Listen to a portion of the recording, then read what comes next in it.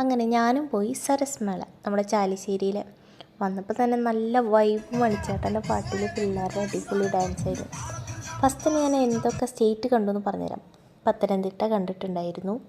അപ്പോൾ അത് പറയില്ലേ, കണ്ണൂർ, പാലക്കാട്, കൊല്ലം, കാസർഗോഡ്, കോട്ടയം, വയനാട്, ഇടുക്കി, കോഴിക്കോട്, എറണാകുളം, ഹരിയാന, ഒഡീഷ, മഹാരാഷ്ട്ര, മലപ്പുറം, ഗുജറാത്ത്, ഹരിയാന, കർണാടക, തൃശ്ശൂർ, പുതുച്ചേരി, പിന്നെന്താ ജമ്മു കാശ്മീർ, ഛത്തീസ്ഗഡ്, ആന്ധ്രാപ്രദേശ്, തമിഴ്നാട്, ബീഹാർ, ത്രിപുര, ജാർഖണ്ഡ്, രാജസ്ഥാൻ, അതൊക്കെ കഴിഞ്ഞു.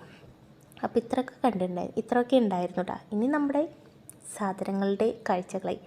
അടിപൊളി ഹാൻഡിക്രാഫ്റ്റഡ് ഐറ്റംസ് ഉണ്ടായിരുന്നു. പിന്നെ 2-3 ചെടികളുടെ കടകളുണ്ടായിരുന്നു, ബുക്ക് സ്റ്റാൾ ഉണ്ടായിരുന്നു, ഡ്രസ്സിൻ്റെ ഷോപ്സൊക്കെ ഉണ്ടായിരുന്നു. ഇത് മെയിനായിട്ടും ഇതൊക്കെയാണ് ഉണ്ടായിരുന്നത്. ഹാൻഡിക്രാഫ്റ്റിൻ്റെ കുറേ ഷോപ്സ് ഉണ്ടായിരുന്നു. അതുപോലെ തന്നെ ബെഡ്ഷീറ്റുകളുടെ ഒക്കെ ഒരുപാട് കടകളുണ്ടായിരുന്നു കേട്ടോ. അപ്പോൾ അവർ അവിടെ തന്നെ ഇരുന്നിട്ട് കുറേ മേക്കിങ് ചെയ്യുന്നുണ്ടായിരുന്നു. നമുക്ക് വേണമെങ്കിൽ കസ്റ്റമൈസ് ചെയ്തിട്ടും വേണമെങ്കിൽ അവർ ചെയ്ത് തരുന്നുണ്ട്. അതൊക്കെ കാണാൻ നല്ല രസമായിരുന്നു. പിന്നെന്താ കത്തി, നമ്മുടെ നോർമലി എക്സിബിഷൻ്റെ ഇതന്നെ. പിന്നെ ഈ കുടുംബശ്രീക്കാരുടെ കുറേ കടകളൊക്കെ ഉണ്ടായിരുന്നു. ഹാൻഡിക്രാഫ്റ്റാണ് മെയിനായിട്ട് എനിക്ക് കുറച്ചും കൂടി നല്ലൊരു നല്ല രസമുണ്ടായിരുന്നു കാണാൻ. പിന്നെ ഡ്രസ്സുകളുടെ ഉണ്ടായിരുന്നു. ഈ രാജസ്ഥാനി, കാശ്മീരി, ലഡാക്ക് സിൽക്കിൻ്റെ ഒക്കെ മൊഡാൾ സിൽക്കൊക്കെ ഉണ്ടല്ലോ, അതിൻ്റെ ഒക്കെ സാരികളും അതൊക്കെ ഉണ്ടായിരുന്നു.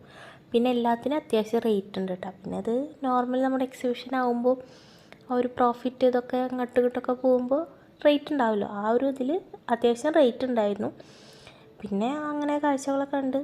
നല്ല എന്താ പറയുക, ഹാൻഡിക്രാഫ്റ്റ് ആണെങ്കിൽ ഭയങ്കര ഇഷ്ടമായിട്ടോ. പിന്നെ അച്ചാർ അതൊക്കെ ഉണ്ടായിരുന്നു. അത്യാവശ്യം ഫുഡ് ഐറ്റംസ് ഉണ്ടായിരുന്നു.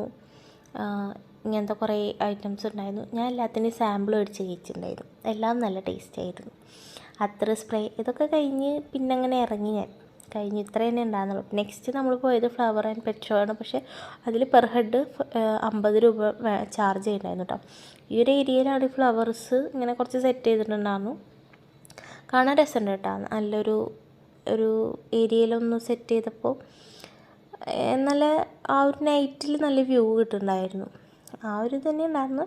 പിന്നെ അപ്പുറത്താണ് പെറ്റ്സിൻ്റെ ഒരു പെഷൻ ഗേറ്റ്. ഇങ്ങനെ കുറച്ച് കിളികളൊക്കെ ആയിരുന്നു, വേറെ ഒന്നും ഉണ്ടായിരുന്നില്ല. 2-3 കോഴികളും ഈ ലവ് ബേർഡ്സിൻ്റെ കിളികളും. പിന്നെ കിട്ടിയ സാധനമാണിത്.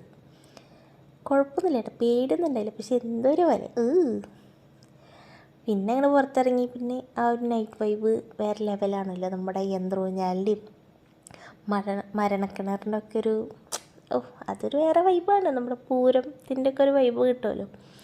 അങ്ങനെ അതൊക്കെ കണ്ട് കഴിഞ്ഞ് ഇറങ്ങി. പിന്നെ ഞാൻ ലാസ്റ്റ് ഈ